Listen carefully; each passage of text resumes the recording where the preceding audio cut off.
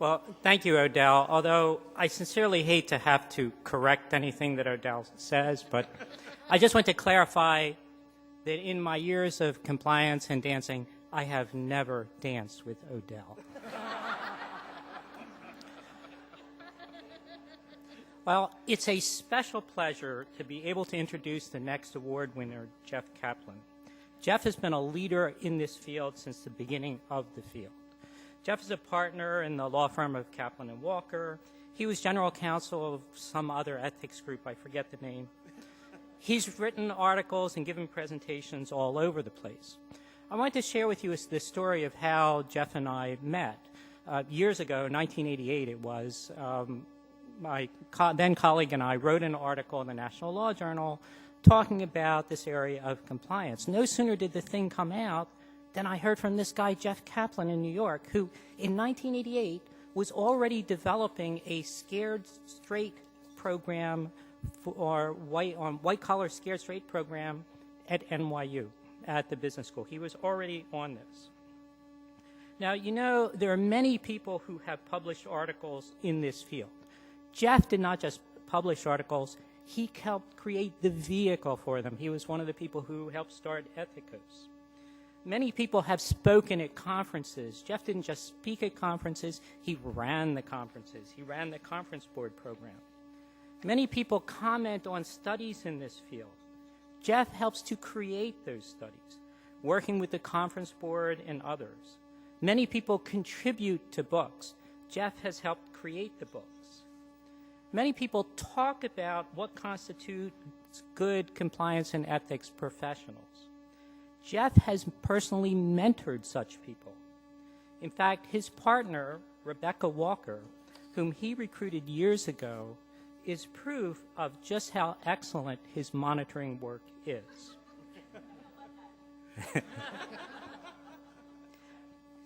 Many people throw out ideas for consideration. Jeff does not just toss ideas out, he takes steps to make them happen. And I'll share with you one small example. Years ago, Jeff and I cooked up this idea on how to get the local U.S. attorney, in this case in Philadelphia, to give a presentation that was more than just, you better obey the law or I'll put you in jail. We wanted him to say positive things about compliance programs. So we came up with this idea of having a devil's advocate. Jeff, to the total consternation of his then partners, dressed up in a flaming red devil's costume to be the devil's advocate and made what had to be for him a painful argument that you shouldn't do compliance programs because they're a waste of time and the government will just use them against you. Well, our little trick worked. We got the U.S. attorney to say, both at the presentation and in print, that if the government punishes companies that have compliance programs, the only thing the government will deter is compliance programs. Now, maybe the downside of introducing Jeff is it's just impossible to highlight all the things that he's done and to cover them. I'll mention two things of particular interest to me. He's written a lot for ethikos, and he wrote this one article. It was called, I think, Thinking Inside the Box, where he came up with something I call the Kaplan matrix.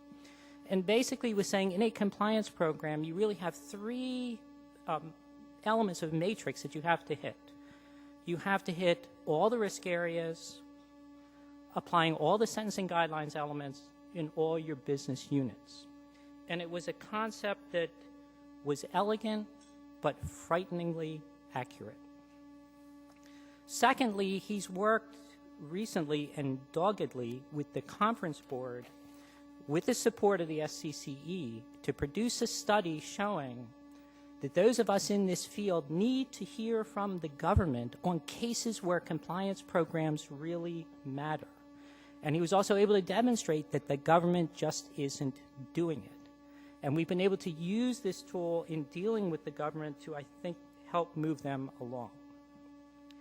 Now, it could be said that there are some people in this field who talk big but deliver small. As they say in Texas, they are all hat and no cattle. If I had any criticism of Jeff, it might be that he spends so much time in advancing this field that it's without the flash of the media hounds.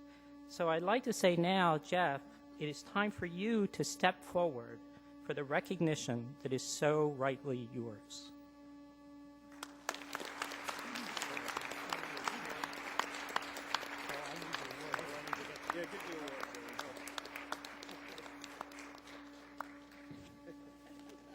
Oh, good.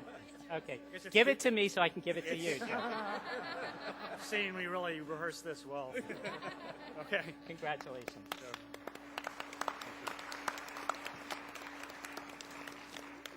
Well, the first thing I have to do is to thank Joe, not just for the kind words, but for having been my mentor for the past 20 years, and for the immense contributions he's made to the field, really along with Mike, whose contributions Ed described.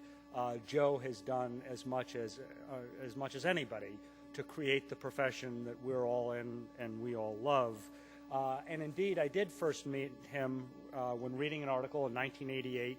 I guess this was my Road to Damascus moment, when he described how the right combination of strong compliance practices internally and external attention to this field through sound legal policy could create or could help break the cycle of costly corporate crime and costly corporate punishment, and at the time, in other words, the whole compliance legal field. And at the time, it was just a utopian notion. When I read it, I thought, wow, it would be wonderful if that ever happened. And it's really Joe's vision and the energy and keen strategic sense that he's brought to that vision that has made all of this, the world that we inhabit professionally, possible. And we all owe an immense debt of gratitude to him.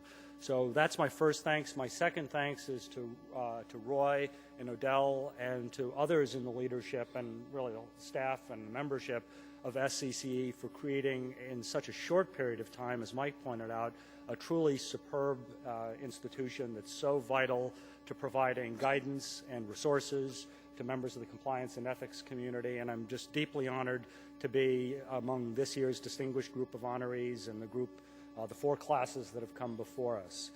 Third, I want to thank my partner, who Joe mentioned, Rebecca Walker, an SCCE board member, who's done so much for the profession, from, among her other many, many wonderful qualities, the tremendous sense of professionalism that she brings to her work.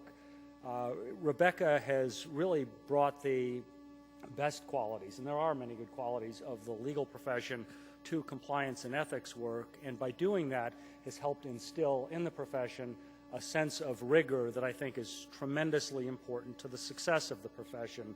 And being able to work with Rebecca on a day-to-day basis makes me feel like I've truly hit the jackpot, and that's going to be my only Las Vegas joke today. And finally, like Mike, I want to thank all of you for what you do on an everyday basis. And I know, having been in the field for as long as I have, that there are times that you feel like you toil alone, and that's just goes with the territory. But from the vantage point of my 20 years or a little more in the field, what I see is that the type of work that you do is more part of the mainstream American business life than it ever has been before. And I see that in the type of legal developments that are happening in the U.S. and I think maybe even more abroad, that are moving compliance and ethics programs from the area of should, or the realm of should, to the realm of must.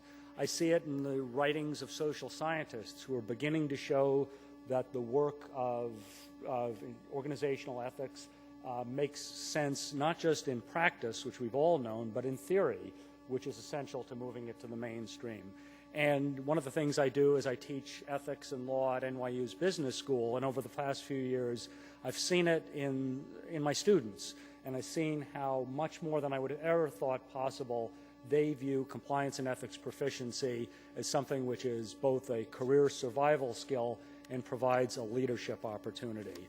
So I see great things happening for our field, and even more than that, I think the best days, or the most important days for the field, lie ahead, because when one surveys the types of challenges that the world faces, not just the business community, but the world faces, it is, I think, increasingly clear that those challenges will require compliance and ethics solutions and compliance and ethics ways of thinking, if we're to survive those challenges. So let me again thank the SCCE leadership and all of you for the great work you've done and the work you'll do in the years ahead. Thank you.